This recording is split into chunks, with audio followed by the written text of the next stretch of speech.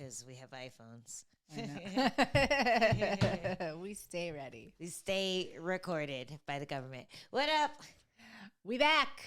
You missed us, I know, but every once in a while we have to not do an episode, make you miss us a little bit, make you realize it's way better when we're here. Yeah, you get tired of all those male-owned journalists, MMA websites with their male-dominated Too much testosterone. point of views. Yeah, You too need much some- testosterone. You need a little feminine energy when you're talking about a bloodthirsty sport like MMA. It's only fitting. It is. It is. We're the most bloodthirsty out there, so. Damn straight. Yeah. Speaking of bloodthirsty, what did you think about the main event last night? Man, I didn't think the judges got it right, but besides that, I thought it was a really exciting fight. It was. I thought it was main event worthy, especially being, scrapped together short notice. I was really impressed with both men.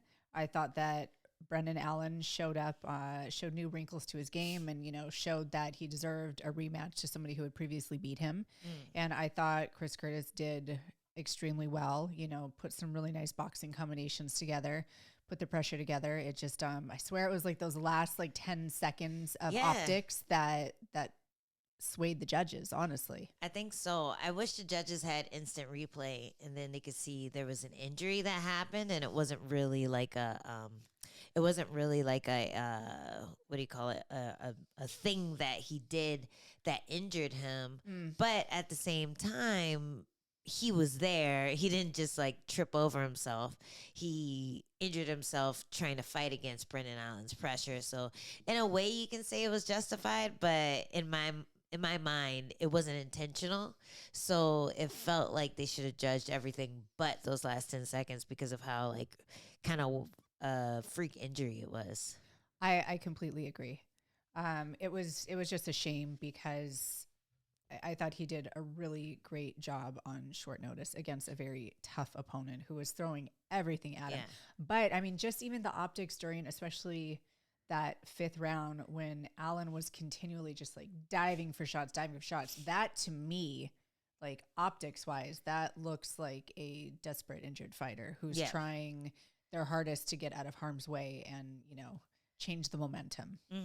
Yeah, if he had better setups, I think it wouldn't have looked as bad. But I feel like because he's so reliant on hurting people before he takes them down, he hasn't gotten those reps in. So he doesn't know his go-to punch to kick to take down scenario because usually it's punch to drop him to jump on top of him. And a lot of times when you don't get those reps, he's not he's a grappler. He's a devastating grappler, but he's not one of these Dagestani wrestlers that will always find a way to get you down and it always looks smooth even when they're tired. Brendan Allen is definitely has that BJJ wrestling. You hit the knees and you stop. You bend over and you grab stuff and you don't let go. Just don't let go. Eventually they'll go down. And it looks desperate in an MMA fight because a lot of times you're getting hit as you're doing it.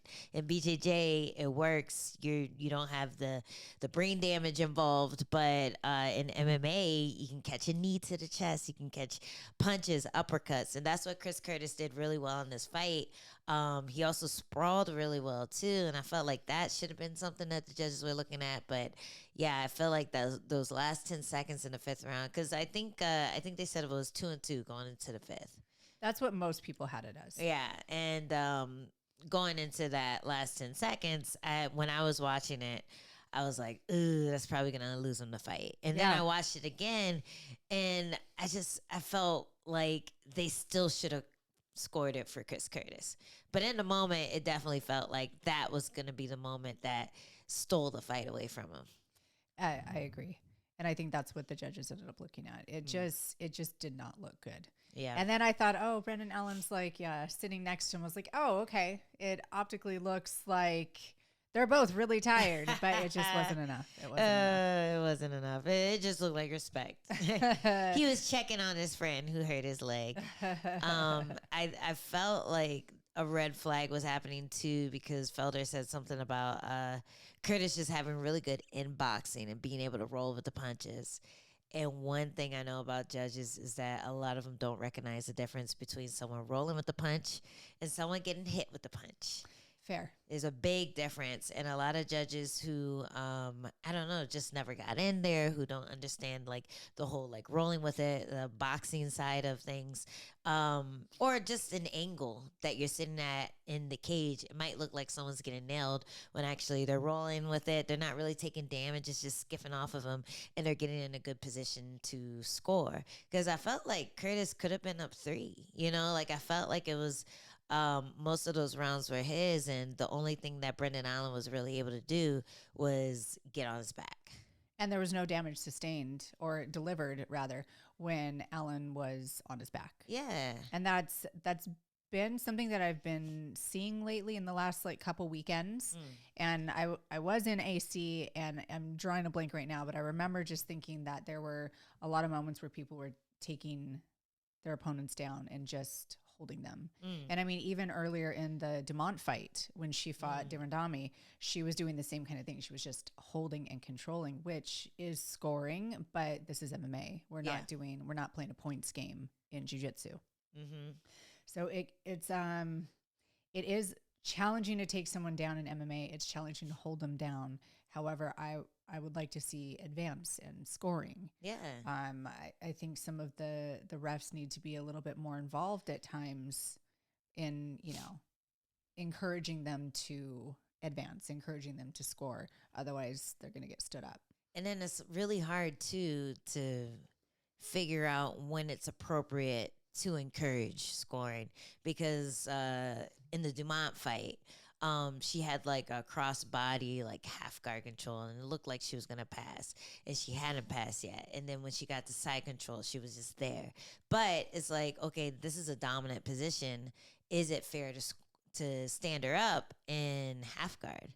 Is it fair to stand someone up in back mount, if they're not doing anything, if they're just sitting there controlling and not really scoring or getting close to submission? Like it's a weird one where I've seen it before. I've seen people get stood up from these dominant positions, but everyone's confused because it's not something that you normally do. But in that case, yeah, she was just kind of squeezing on the head and not really doing anything to damage, not really doing anything to pass. I almost thought she was trying to choke her there, because I'm like, girl, you don't have anything. Like, what do you think you're doing right now? Are you trying to put her out with your shoulder pressure? Because like that's the only thing that made sense. You're not doing anything else. That was a weird one too. But when it came down to it, it felt like she was just trying to ride out the clock so that she got the most dominant time on top, and she was able to win that way. That's what it felt like to me watching that fight. Yeah. Especially in the first round when she first got her down. And then I think it was in the second round she kind of did a similar thing, because Dirandami started finding her range. She started like feeling herself. She started scoring, and she stumbled her. I forget which round that was in, but maybe it was the third round. But she just started, I think Dumont started realizing that she was not winning the stand-up exchanges, and she needed to really commit to the ground game, because that's where she was going to win. Yeah. It's smart. Like, it's not wrong. It's just, is this what we want to watch? Is this the sport that we're becoming? Like, whoever has the best squeeze, whoever has the best, like, pressure on top and is the best at restraining, they get to win. I mean, in a way, that is a martial art. The art of restraining someone. Was that like Tai Chi, wrestling? The force, using the force against them in order to defeat your opponent and not actually hurting them, but just whoosh. It's really hard to say, because as somebody who likes being on the ground, I understand how challenging it is to get someone to the ground, to control them. So I want the time to be able to work. However, if there's a noticeable stalling, I feel like it is more noticeable. Yeah, no, right. I think with that fight specifically, not so much with Brendan Allen, because at least he was going for stuff. And as soon as he stopped, Chris Curtis was able to get out. But I don't think that should have added to his points when it came to him winning or losing the round. But in the Dumont fight, it did feel like even though she was in these positions, she could have afforded to get stood up just because she was literally just holding. And in the position she was in, it would be easy enough to throw some pot shots. She exactly. really had At least like, show me something. yeah, like little. It doesn't have to be big. It can be just little rabbit punches, little like pat, pat, pat. Yeah, little knee to the armpit. You know, something to show that you're hurting her, kinda. Yeah. But she wasn't doing that, and I think the fear of Durandamy getting up and getting to a better position. Durandamy has underrated grappling too, so maybe she just felt wriggly down there and she didn't want to give her any space to regard, to start working submissions or whatever. But she was really fighting scared down there, and I feel like that shouldn't be rewarded in MMA. I agree. Yeah. So you would have got a stalling point in 80 cc's. Mm-hmm. So just saying. Negative point for you. That was actually a 19-19 round, or a 9-9 round, not a 10-9 round for Dumont. But I have to give her credit because she made 135 pounds. Which one? Dumont. Oh, is that her first time? Yeah. Oh, I had no idea. She didn't look sucked out or anything at all. And Durandamy looked bigger than she normally does. Yeah, well, it's her first fight back since she had her kid, right? Mm-hmm. So it's been 3 years. Dang. So yeah, she was being big mama for a while, and then she got to keep that big mama weight a little bit. But I remember she looked pretty small at 45, so I think 35 is definitely her weight class. And Dumont's too. She looked natural. She didn't look too sucked out, too like thin. And I think we all know where the weight came from. She got enough junk to spare. Let's just say that. She went down to normal badunkadunk, not a double D badunkadunk. Yes, she had plenty to spare. Yes, she did. Good for like her. 10 pounds. That's easy. I got that in my back pocket. Yeah. Take it. Yeah. So she looked good because I really did think that Durandamy was going to be able to learn her some manners, like teach a young girl new tricks, and she handled that test really well. Even though I don't agree with her not getting stood up, I feel like there's a good chance that if they got stood up, she would have gone right back down to the ground. So I thought she did good. Yes. Yeah. Well done. Good job. We had a lot of people missing weight on this card. Yo, why do you think that happened? We had 4 people miss weight. One bout was scratched. That was Cynthia Calvillo. She was trying to come back down. She spent too much time at flyweight. It's crazy. I saw her at the PI because I was in Vegas for 80 cc's, and she didn't look very big at all. Like, I felt like we were about the same size, and I was about 121. So, like, she looked really close to my size, and I was like, oh, what are you doing here? I forgot she moved to Vegas a long time ago. And she's like, oh, yeah, fight next week. And I'm like, oh, that's why you look so small. And then to see her miss weight, that's kind of wild to me because she was so close when I saw her. And that was literally a week before weigh-ins. So I'm wondering what happened.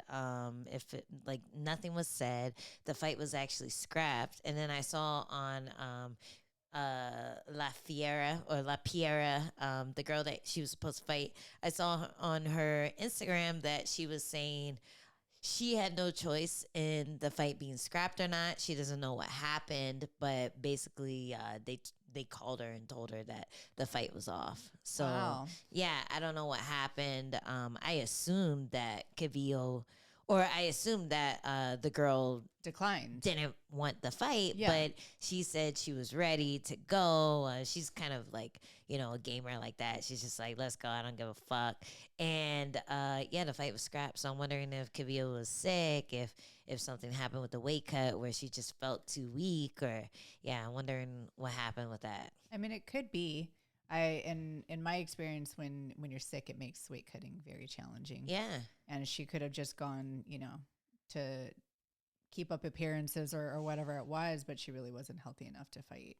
And if you're sick, and you're missing weight, your body just is not, you need to take care of your body. Yeah, and a lot of times it's not up to you or the other fighters or the UFC. It's just the commission is like, nope. No one's dying on our watch. Shit is dangerous. So I'm wondering if we're going to get any news on what actually happened there in the coming week. But Cavillo's had like a lot of bad luck lately. And I do like, one side of me is like, make the weight, bitch. But then the other side is like, oh, you don't know what's going on with her. Like, she's coming off of a fight lose streak. She pulled out of her last fight for undisclosed reasons. And then this fight came along and she didn't make the weight, and also the fight was scrapped for undisclosed reasons. So you got to feel bad for her. You know, you got to feel bad for whatever's going on in her life, whatever things are just coming together to make it so hard for her to show up. And yeah, heart goes out to you, Cavillo. That is very kind of you. A little surprising. Really? Really? I think because I've never had an opponent miss weight, so I haven't had that disappointment. I can be very what do you call it? Empathetic. Forgiving. Yes, empathetic. All the empathy over here. Let someone miss weight, then I'll be like, fuck that fat hoe, you know? But right now I'm just like, empathies, and we're all sisters in this martial art of MMA. Trying to make a living, trying to get a nut. Good job. Yeah. Well done. Such growth. It's easy for me. I'm just such a good person. Can't help it. We had Alex Hernandez was the other person that missed weight, and he fought Damon Jackson.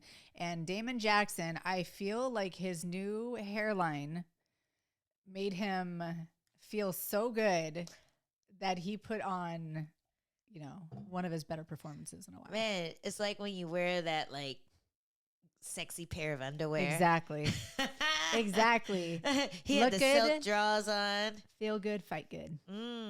Well done. Yeah, he was like, he was even afterwards. He was like, I saw that. I saw him fixing the hair. Oh my god, quaffing his mane. Good for you. He can't be.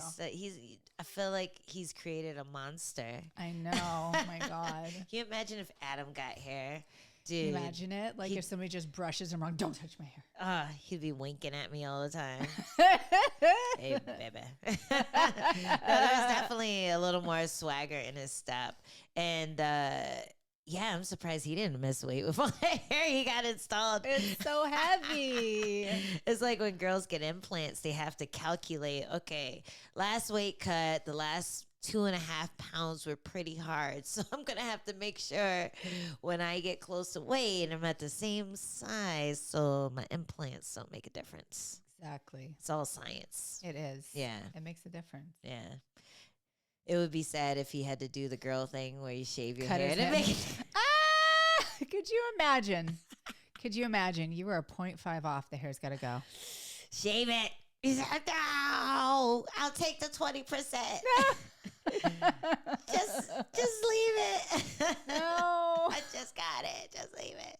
Don't take it away from me. Good for him though. He looked pretty solid. I mean, Hernandez is a really tough opponent too, especially, being a little bigger. So yeah, good for him.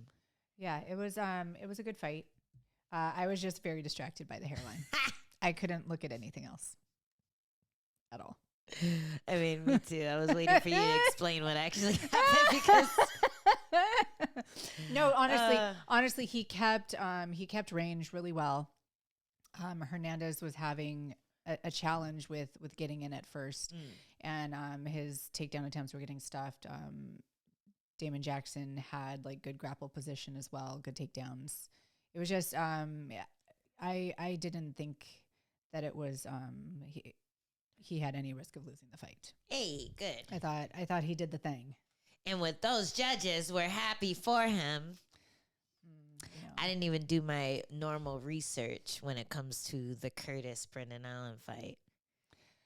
Yeah. Because there was one score that was just like, like 49-46. Yeah, that was Allen.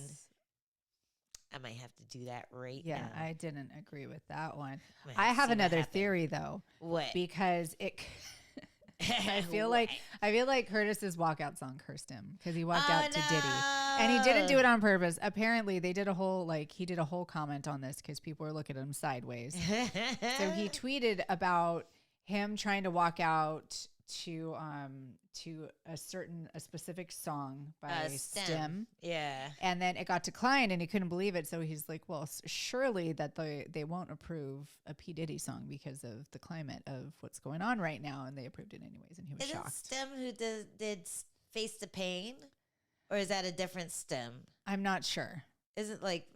I'm not familiar with that. Face the Pain is like the fucking UFC song. It's time to end your suffering. I need a moment to myself.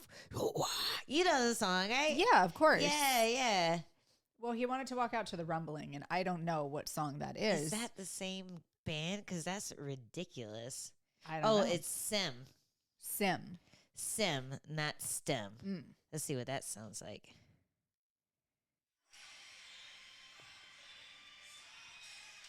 That's cool. I feel like we can't play that much or else we'll get like booted. You get 2 seconds and then YouTube is like, what is that? Yeah. Get it out of here. Yeah. Crash the server. Plagiarism. Yeah, okay. Sim is different from Stem. My bad. Yeah. Yeah, that's funny. It sounds like a metal song and it's so ridiculous. Ooh, Japanese rock. Oh, okay. It's like right up your alley. Yeah, no, I wonder what the lyrics are. I wonder. Let's see. But usually the lyrics are what get your songs declined, but sometimes they're weird about just it sounding like screaming music. Like I've tried to walk out to metal music before and they've declined it. And it's ridiculous. So I decline it every time I'm in your car. I mean, it feels kind of racist because they're like, oh, you can walk out to rap. I'm like, can I? Yes, please. Is that what you want? Yes, it is. Please do so. Please be a stereotype. Please fit into our box. Yeah, these lyrics don't sound like anything bad. Rumbling is coming. All I ever wanted to do was do right things. I never wanted to be the king. I swear, all I ever wanted to do was save your life. I never wanted to grab a knife. I swear, I'm tearless. I'm fearless. I'm burning. Yeah, this is like not bad lyrics. And nobody probably would have actually understood what they were saying because it's like metal. Yeah, so it's being screamed. This is bad, but P. Diddy. Shame. Who does horrible things behind closed doors is okay. You know what, UFC? Do better. Y'all are just messing up all the time. Yeah, I saw that he said he picked P. Diddy because he thought that they wouldn't approve it. And then they did. That almost happened to me where I picked one song and they were like, no, you can't walk out to this. And so I picked another song, but I kind of did want to walk out to it, but it was Fuck Donald Trump. Fuck Donald Trump. But Heidi, she was looking out for me and she was like, you know, they're going to censor the fuck and it's just going to sound like you're walking out to Donald Trump, which might have gotten me some fans. So next time, hey, there's always next time. Nah, never. You can try it again. I will not do that. I mean, maybe if I ever fight in one of those New York cards where he just has to come, like if Colby is on the card or Sean Strickland, I'll be like, all right, I'm gonna walk out to this song and they're gonna censor it, and Donald Trump is gonna be vibing to it because he's an idiot. Goals. Funny that you bring up Strickland because he took to Twitter as well and said, like, he had Chris Curtis's back in a really weird way. Huh. He was talking. That's his boy. Yeah, but the way he had his back was like. What do you say? It's interesting. Backhanded backhaving. It was like, I'm like, did you have to say it like that? Oh God, where is it? I feel like he basically said, like, listen, he's so out of shape. When they came to film, I had to take it so easy on him because he was so out of shape. Blah, blah, blah. I didn't want to make him look bad. I was like, I mean, it's short notice. It's still kind of having your boys back. You're just letting people know that he took one for the team. That's what you're letting people know. He took one for the team. He was in on his break. own way. Yeah. In his own special Strickland way. He had to say it that way because otherwise no one would believe him. If he went out there all mushy gushy and was like, this guy trains hard, he's the baddest motherfucker I know, people would be like, come on. But the fact that he said it like that made it seem more realistic. Wow. And you got Strickland's back too. I mean, I don't know. Look at you. That's not really defending anything. I felt like he probably was out of shape. No, he was definitely out of shape. Yeah. What a stud for taking a 5-round fight on short notice like that. Yeah, dude just likes to fight. And I do really like his style of fighting too. Like he has that like real crisp boxing, and usually he engages in the clinch a lot more too. Mm-hmm. So it's cool to see him just get out there and do his thing. And I'm pretty sure he was about to quit fighting. Chris Curtis was before Really? like COVID happened, before he like got brought into the UFC and had his first couple of fights and really wowed people. They were giving him monsters that were probably supposed to make a name off of him and kept upsetting the table. So yeah, I really like watching him fight, and it sucks that he didn't get this win because I really felt like he deserved it. But yeah, I think the injury was just really unlucky. Yeah, I wonder. It's hard to go into a fight on short notice and just like exert yourself so much. I feel like I almost hoped it was like a little like a what is it called? Like just a strain. Hopefully it's not like fully torn because that's going to put him out for so long. It's like when you get up too fast in the morning. I'm dead because I was out with Jenna for her fight week. Jenna Bishop won her first fight in the PFL tournament out in San Antonio. And I had just been having little quick training sessions with the coaches there. And when I got back, I did open mat. And dude, like I was hurting just because you have a week of these light sessions, drill sessions, whatever, more mental focused and like physical strain.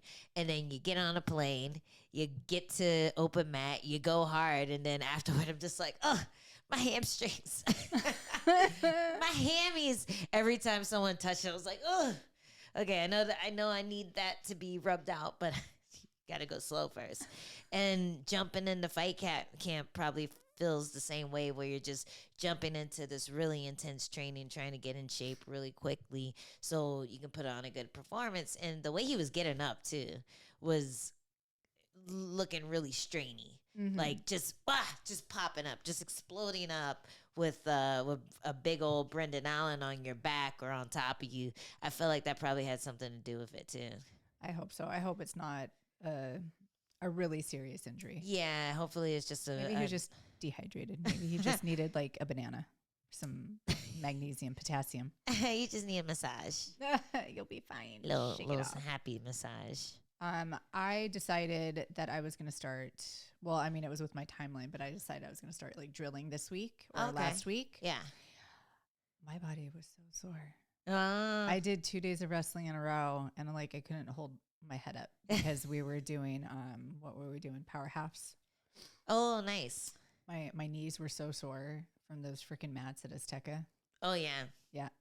Yeah, I always wear spats. Oh, I did. I need knee pads. Your little soft knees. I know. I am so easy to bruise. That's how you know Jess wasn't turning tricks while she was out. Knees are still soft. She wasn't using them for anything. Nope, nothing. Nothing Being at a little all. innocent little thing. I know. Yeah, it's funny. You don't realize the strain you're putting on certain parts of your body until you leave and come back. And then you're just like, ooh, my pinky hurts. Like, why does my pinky hurt? You know, like just. This hasn't hurt in so long. Yeah. What's happening? Everything's sore, especially my top pec. This one part is really sore. Don't touch it. You know, the most random muscles in your body are just strained. Yeah, I couldn't hold my head up. Could not hold the head up. Well, back at it on Monday. I know. I'm so excited. Yeah. I'm so Bring your knee excited. pads. Oh, they're in the bag already. I'm never forgetting these again. Yeah. Ever. Yeah. No, don't do it. Don't do it. Mm. Another thing that was kind of funny with the Chris Curtis fight, and he kind of does this every time, was he was like talking back to his coaches. You ever do that when I always talk back to people. to your coaches though Yes. in a fight? I feel like I've never seen it, but I don't think wanna I know have in a if you fight. have. I've talked shit to the ref. Yeah, I've been very frustrated with the ref. no, I know that. No, I know that. I always wonder, like, is that a sign of frustration? Because they were talking about that in the commentary. Is that a sign of frustration, or are you just trying to communicate, like, this isn't the best thing to be saying right now? Because a lot of times coaches can be a little too obvious with what they want you to do, and then it feels like you're giving away the game plan. Do you think that's what it is? What did they say? What are you talking about? There was a moment where Brendan Allen was on Chris Curtis's back, and they were like telling him to fight the hands and do this and that, and he's like, I know what to do, don't shush. Like he just kind of like told him to be quiet because he was giving away what he was gonna do. I mean, there could be something to that. I mean, that's why, a lot of people have their code words and, all that stuff. So I understand that, but if there is a sense of urgency, your fighter is in a bad position and they need to get out of it, I understand the want for the corners to give specific instructions. We were talking about this last time. I'm like, don't just tell me get up. Yeah. Tell me what to do, because obviously I'm not doing it. So maybe he was just being direct and short. Maybe he was worried about, giving it away. But I feel like that's kind of, the job. Yeah. The job of the corners. This is what I'm getting paid for. It is a weird one. Like when we were cornering Jenna, there was a few moments where it felt like you wanted to say what you wanted her to do, but also you didn't want to give it away. Like and a lot of times, like Nick will corner that way where he'll go, you see it, and like 9 times out of 10 you will see it, but there's always that one chance that you don't. He's cornered me before, and I'm being like, you're being way too cryptic, bro. I am not, like, I can't do this at the same time. Just tell me. I'm like, what the fuck do I see? Do you see what I see? Are we seeing the same thing? I think you try that one, and then if they look dumbfounded, then you go kick her in the leg. Perfect. Oh, and then it's gone. Yeah. And then they're checking. I like directness. Yeah. Just tell me exactly what you want me to do. Yeah, I think it just has to be a conversation, you know, and you can kind of see what a fighter responds to when you like shout out things during sparring too. Like that's always kind of the test of what you will actually say to them when they're fighting. Like, okay, they don't respond well to vagueness, but they respond well to directness or vice versa. Mm-hmm. Yeah. It reminded me of when Khalil Roundtree yelled at his mom.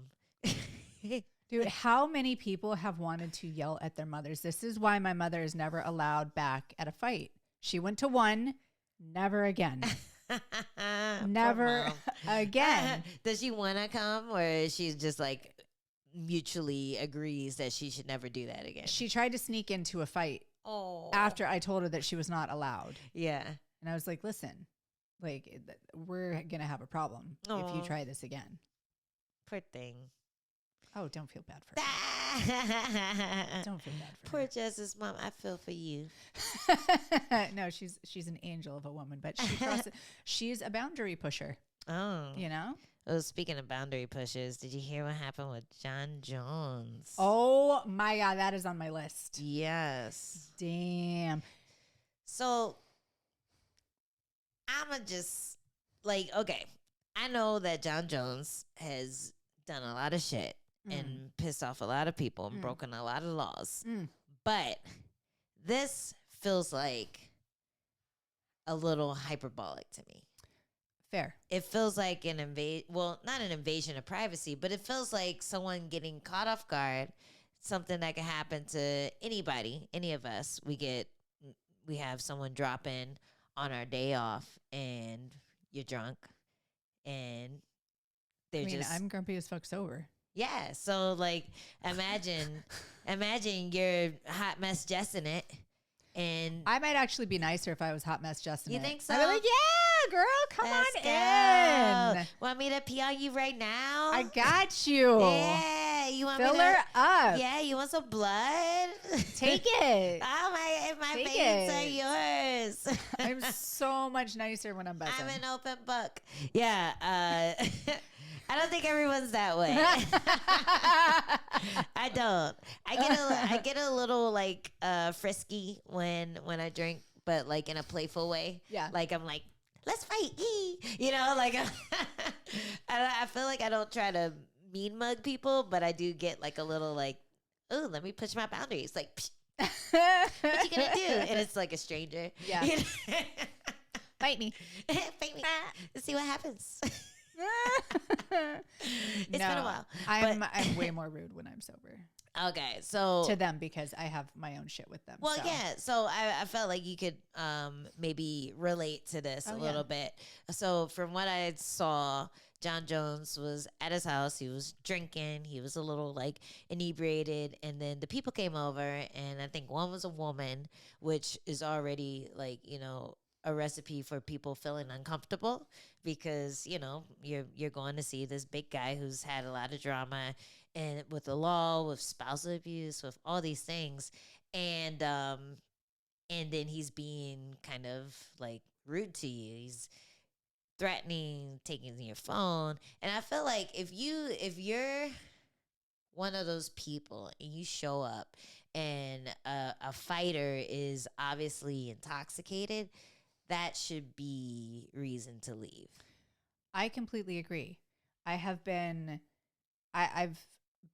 very sick. Like pretty sure I had COVID before it was COVID.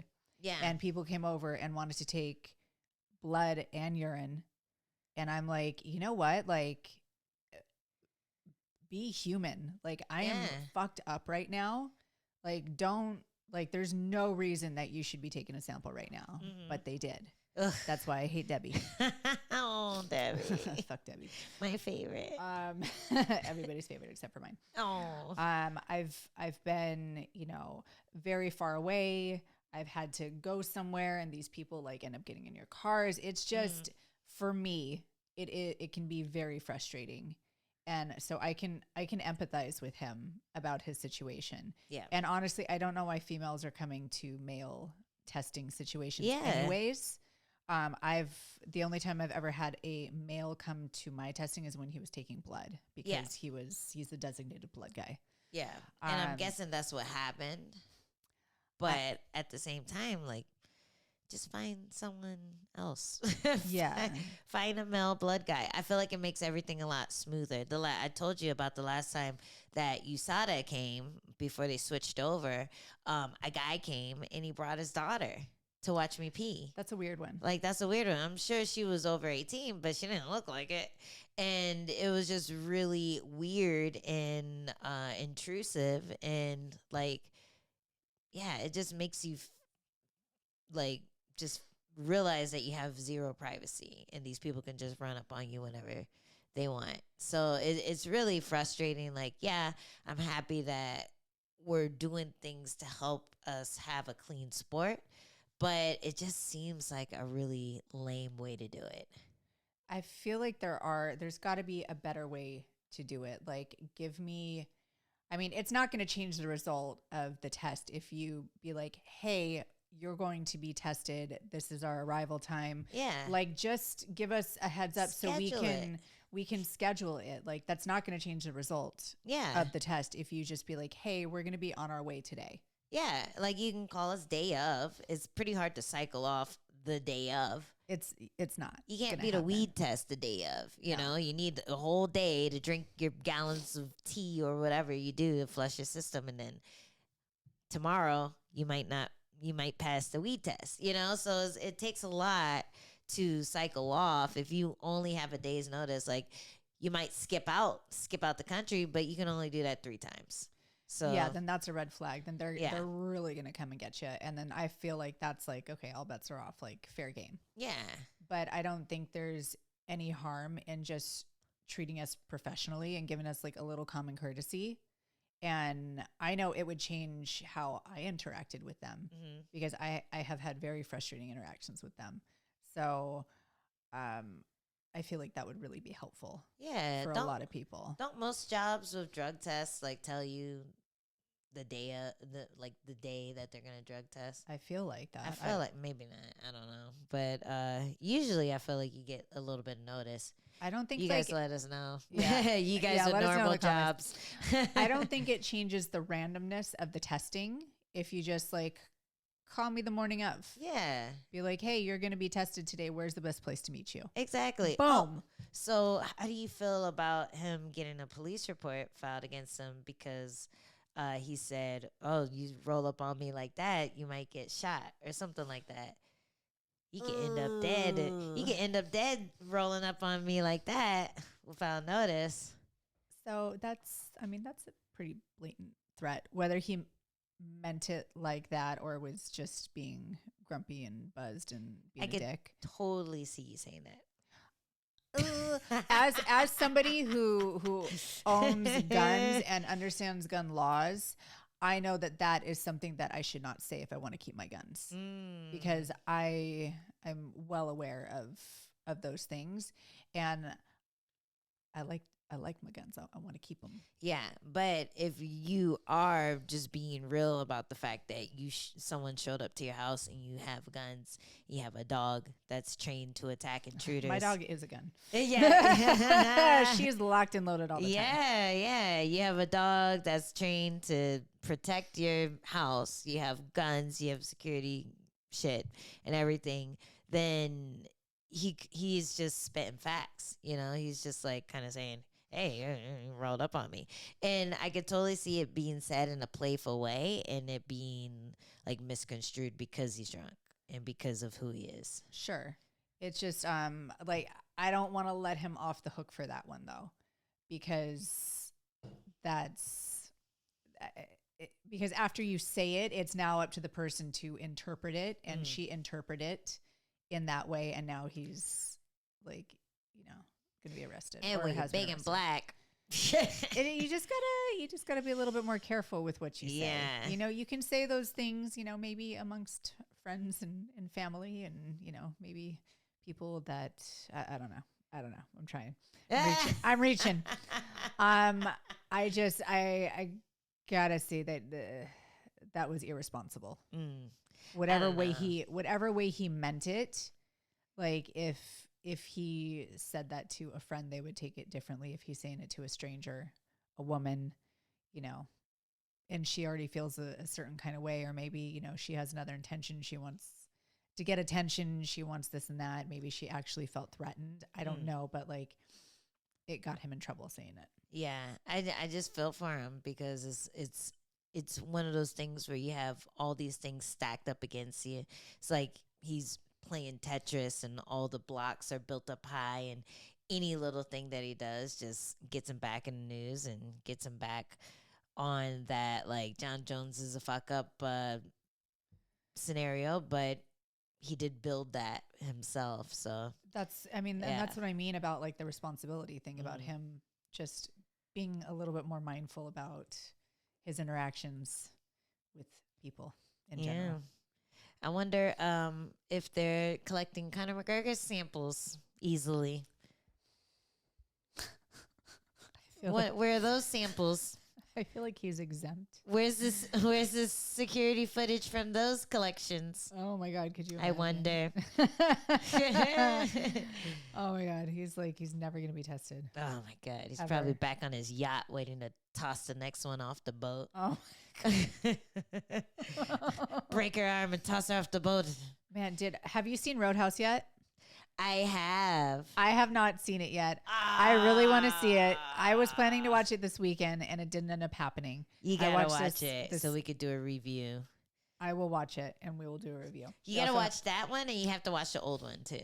Have you seen the old one lately? Old one. Patrick Swayze, come on. Yeah.